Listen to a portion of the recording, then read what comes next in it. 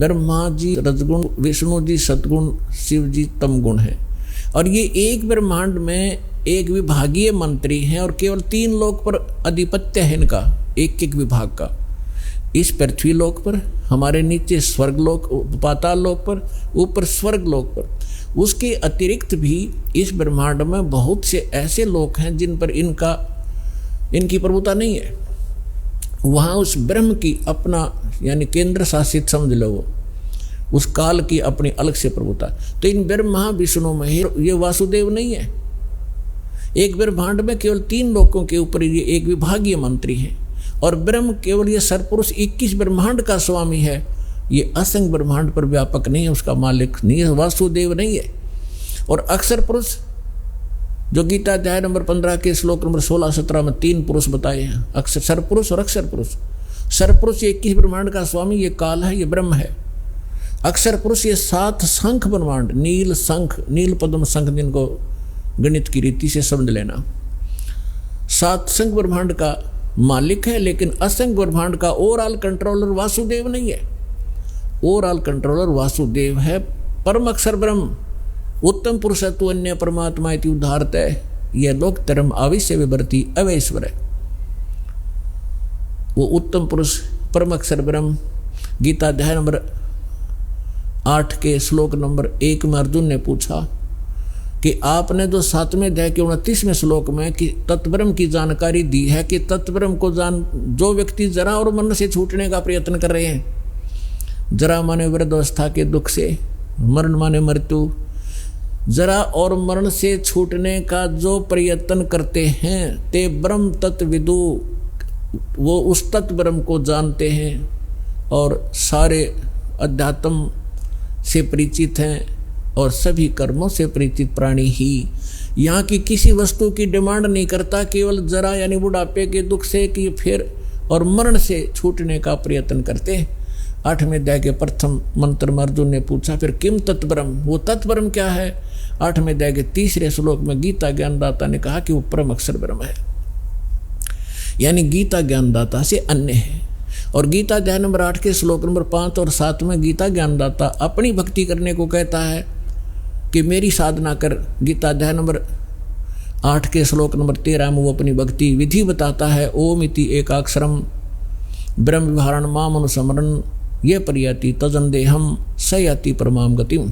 मेरे सत्र की जो परम गति प्राप्त होगी वो मेरा एक ओ मंत्र है, नथिंग एल्स, मुझ ब्रह्म का। तो 8वें अध्याय के 5 और 7 में तो अपने विषय बताता है कि मेरी भक्ति कर मुझे प्राप्त होगा और युद्ध भी करना पड़ेगा, शांति नाम की चीज़ नहीं। 18वें अध्याय के 62वें श्लोक में कहा कि यदि तूने परम शांति चाहिए और वो सनातन परम धाम चाहिए। 15वें अध्याय के 4थे श्लोक में कहा है कि तत्वदर्शी संत की प्राप्ति के उपरांत परमेश्वर के उस परम पद की खोज करनी चाहिए, जहाँ जाने के बाद साधक फिर लौटकर कभी संसार में नहीं आते। और जिस परमात्मा ने सब ब्रह्मांडों की रचना की है और उसी की भक्ति करो, अन्य की नहीं। उसकी प्राप्ति करनी है तो उस परमेश्वर की शरण में जाओ। गीता अध्याय नंबर 8 के श्लोक नंबर 7 में स्पष्ट कर दिया उसने कि मेरी भक्ति कर, मुझे प्राप्त होगा, लेकिन युद्ध करना पड़ेगा। युद्ध भी कर और मेरा सिमरण भी कर। तो युद्ध जहाँ है वहाँ शांति खाक है। वो युद्ध से तो कांप कर अर्जुन मना करे था कि मैं नहीं लड़ना चाहता, भीख मांग के खा लूँगा, हम राज भी त्याग देंगे, भिखारी बन जाएंगे, पर ये नाश नहीं करूँगा।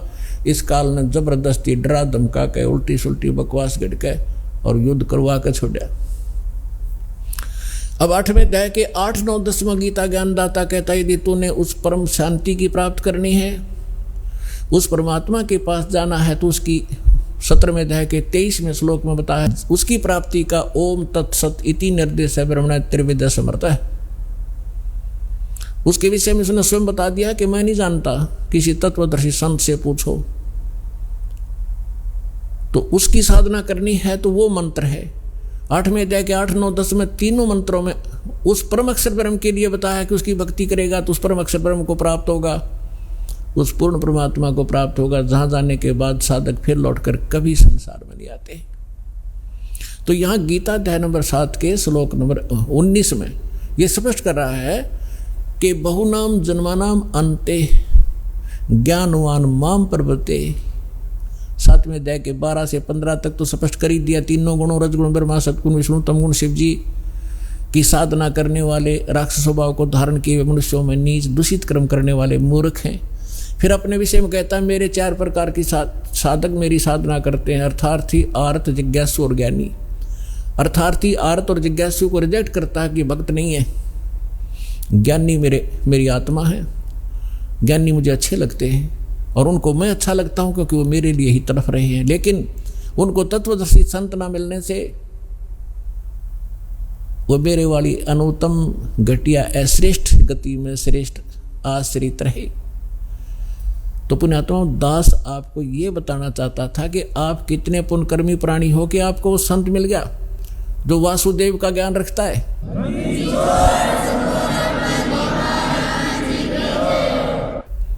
और आप कितने पुण्यकर्मी प्राणी हो ये आपको ज्ञान नहीं, इस दास को पता है।